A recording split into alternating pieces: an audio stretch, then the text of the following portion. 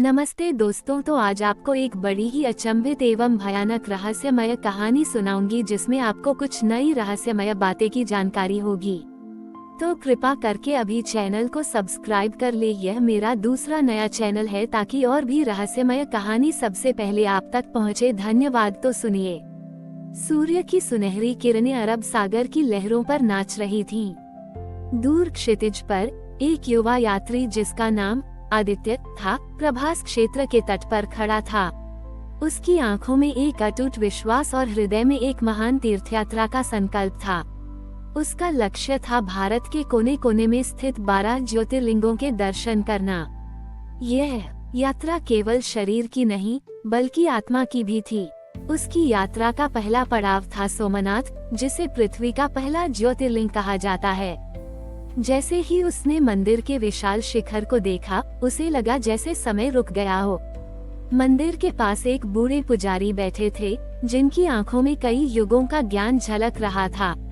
आदित्य ने उनके चरणों को छुआ और पूछा, बाबा, इस पवित्र धाम का क्या रहस्य है? पुजारी ने मुस्कुराते हुए अपनी आंखें बंद की और एक प्राचीन कथा सुनानी शुरू की। बेटा, यह मंदिर सिर्फ पत्थरों का नहीं बल्कि आस्था की अमर गाथा है। ये कहानी चंद्रमा की है। एक समय चंद्रमा अपने तेज और सुंदरता के लिए जाने जाते थे।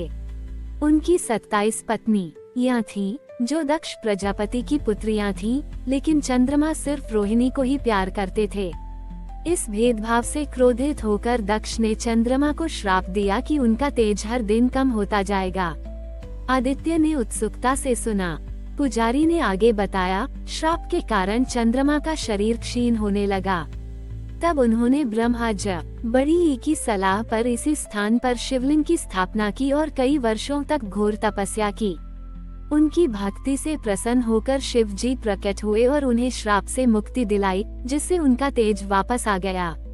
पुजारी ने गहरी सांस ली और बोले, चंद्रमा ने शिव जी से प्रार्थना की कि वे हमेशा के लिए यहाँ निवास करें ताकि भक्तों को उनकी कृपा मिल सके। शिव जी ने उनकी प्रार्थना स्वीकार कर ली और यहाँ एक ज्योति के रूप में स्थापित हो गए। क्योंकि चंद्रमा को संस्कृत में सोम कहते हैं, इसलिए शिव जी का ये रूप सोमनाथ कहलाया। इस मंदिर को कई बार तोड़ा गया, पर हर बार यह आस्था के बल पर फिर से खड़ा हो गया। कहानी सुनकर आदित्य की आंखों में आंसू आ गए। उसने महसूस किया कि यह यात्रा सिर्फ मंदिरों को देखने की नहीं बल्कि भक्ति की शक्ति को समझने की भी है। उसने सोमनाथ के दर्शन किए और अपनी यात्रा के अगले चरण के लिए तैयार हो गया। सोमनाथ के दर्शन के बाद आदित्य का मन शांति और उत्साह से भर गया था। उसने अपना सामान बांधा और अपनी यात्रा के अगले पड़ाव की ओर निकल पड़ा। आंध्र प्रदेश के श्रीशैम में स्थित मल्लिकार्जुन ज्योतिर्लिंग। यह एक उबड़ खाबड़ और घने जंगल वाला इलाका था, जिसे पार करना कोई आसान काम नहीं था। आदित्य ने कई किलोमीटर पैदल यात्रा की। जंगली रास्तों से होते हुए आखिरकार वह क्रौंच पर्वत की चोटी पर पहुंच गया। वहां पहुंचकर उसे एक प्राचीन मंदिर दिखाई दिया। मंदिर का वातावरण शांत और पवित्र था। आदित्य ने वहां एक साधु को देखा जो ध्यान में लीन थे।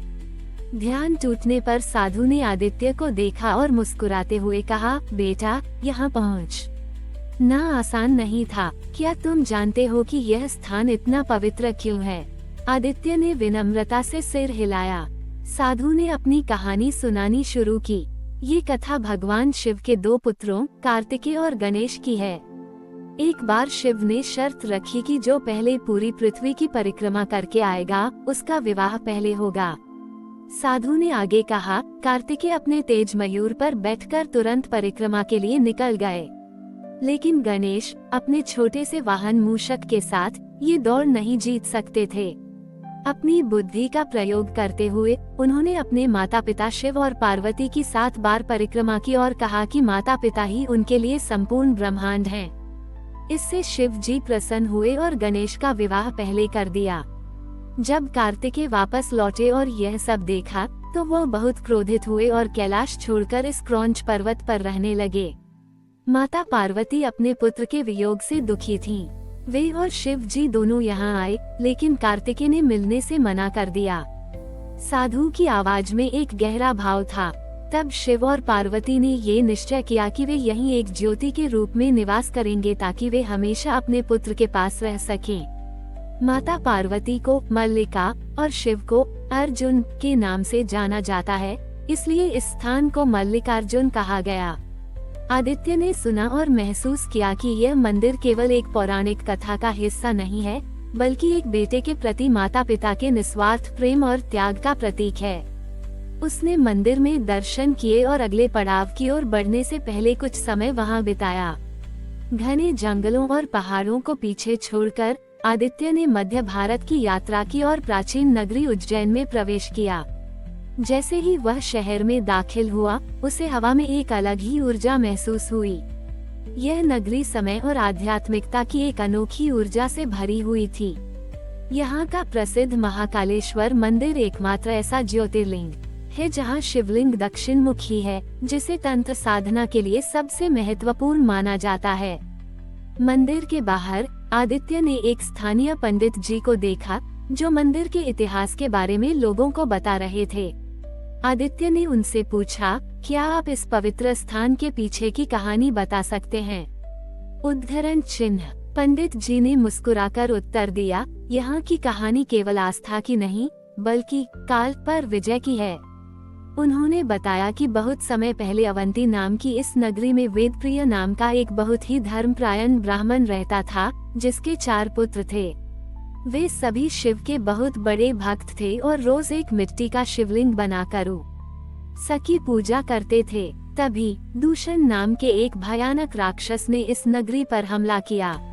उसे ब्रह्मा जी का ये वरदान था कि कोई भी शस्त्र उसे मार नहीं सकता। वो लोगों को शिव की पूजा छोड़ने और उसकी पूजा करने के लिए मजबूर करने लगा। उसने वेदप्रिय और उनके परिवार को भी धमकी दी। पंडित जी की आवाज में उत्साह भर गया, लेकिन वेदप्रिय और उनके पुत्रों ने डरने के बजाय अपनी भक्ति और भी बढ़ा दी। वे एक गुफा में छिप गए और पूरे मन से शिव का जाप करने लगे। जब दूषण उन्हें मारने के लिए गुफा के पास आया, तो उन भक्तों के दृढ़ संकल्प और भक्ति के कारण मिट्टी के शिवलिंग से एक भयंकर महातेज प्रकट हुआ। उन्होंने आगे बताया, उस तेज से स्वयं भगवान शिव अपने महाकाल रूप में प्रकट हुए। उनका रूप इतना भयानक था कि दूषण राक्षस एक पल में ही डर से कांपने लगा।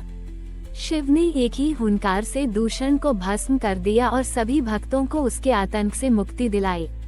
कहानी सुनाते हुए पंडित जी की आंखें चमक उठीं।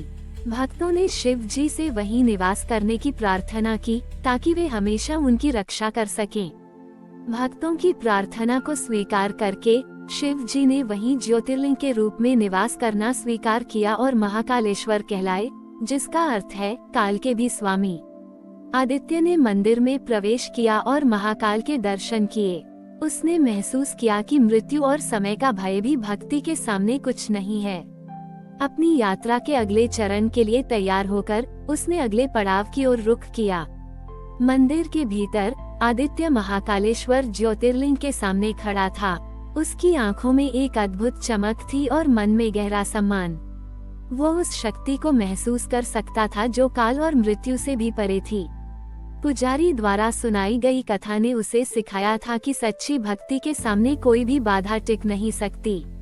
उसने आंखें बंद की और महसूस किया कि भगवान शिव का महाकाल रूप केवल विनाश का नहीं, बल्कि भक्तों की रक्षा और उन्हें भय से मुक्ति दिलाने का भी प्रतीक है। मंदिर की भस्म आरती की सुगंध और मंत्रों की गूंज ने उसके मन को पूरी तरह से शुद्ध कर दिया। उसे लगा कि वह अपनी आत्मा को एक नई ऊर्जा और आत्मविश्वास से भर रहा है। महाकाल के चरणों में नमन करने के बाद आदित्य ने अपनी यात्रा का ये चरण समाप्त किया। वह जान चुका था कि यह तीर्थयात्रा केवल भौगोलिक दूरी तय करने की नहीं, बल्कि हर कदम पर एक नया सबक सीखने की थी। नए संकल्प के साथ उसने उज्जैन को अलविदा कहा और अपनी यात्रा के अगले पड़ाव की ओर निकल पड़ा, जहां एक नया ज्योतिर्लिंग और एक नई कहानी उसका इंतजार कर रही थी। हमारी और भी आध्यात्मिक एवं अनोखी कहानियाँ देखने के लिए हमारे चैनल पर जाएं तथा धार्मिक एवं पौराणिक अनोखी कहानियाँ हमारे चैनल पर है। कृपया जाके देखें तथा हमारे चैनल को सब्सक्राइब करके रखें और वीडियो लाइक जरूर करें। धन्यवाद।